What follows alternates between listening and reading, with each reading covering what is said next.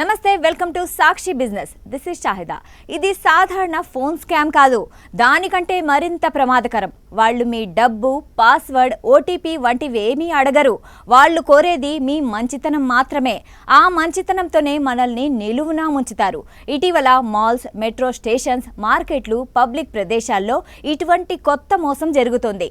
అదేంటో చూద్దాం. సాధారణంగా బాగా డ్రెస్ వేసుకున్న మధ్య వయసు లేదా వృద్ధుల్ని ఇందులో పావులుగా వాడుతున్నారు, లేదా వాళ్లే స్కామర్లుగా కూడా ఉంటారు. బాగా జనసంచారం ఉన్న ప్రాంతంలో ఇటువంటి వారు కనిపించి, నా ఫోన్ ఎలా వాడాలో తెలియదు, పెన్షన్ చెక్ చేయాలి, తప్పుగా బటన్ నొక్కాను, ఒక్కసారి చూసి చెబుతారా అని అడుగుతారు. చూడ్డానికి పెద్ద ఆయనలాగా ఉన్నాడని మనం సరే అని అంటాం. పైగా అతని ఫోనే కాబట్టి పెద్దగా మనకు డౌట్ రాదు. అంతే, వెంటనే అతని ఫోన్ను మన చేతుల్లో పెడతాడు. అక్కడే అసలు ప్రమాదం మొదలవుతుంది.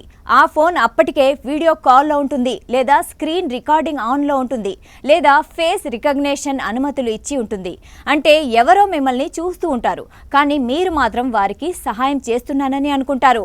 ఇంతలో జరగాల్సిన ఘోరం జరిగిపోతుంది. ఎందుకంటే ఇది ఏఐ బయోమెట్రిక్ ఐడెంటిటీ స్కామ్. వాళ్ళు దొంగలించేది మీరు ఫోన్ పట్టుకునే మన ఫింగర్ ప్రింట్స్, మనం మాట్లాడితే మన వాయిస్, మనం స్క్రీన్ వైపు చూస్తే మన ఫేస్ డేటా, అంటే ఐరిష్ లాంటివి. ఈ మూడు కలిస్తే మీ డిజిటల్ క్లోన్ తయారైపోతుంది. ఆ తర్వాత ఏమవుతుంది అంటే, మీ పేరుతో online loans, credit, finance, cash loans, face and voice verification ఆటోమేటిక్గా పాస్ అయిపోతుంది. 30 నిమిషాల్లో మీ పేరుతో లక్షలు, కోట్ల అప్పు తీసేసుకుంటారు. మీ చేతిలోంచి కానీ బ్యాంకులో ఉన్న డబ్బు కానీ పోదు, కానీ మీరు అప్పుల్లో మునిగిపోతారు.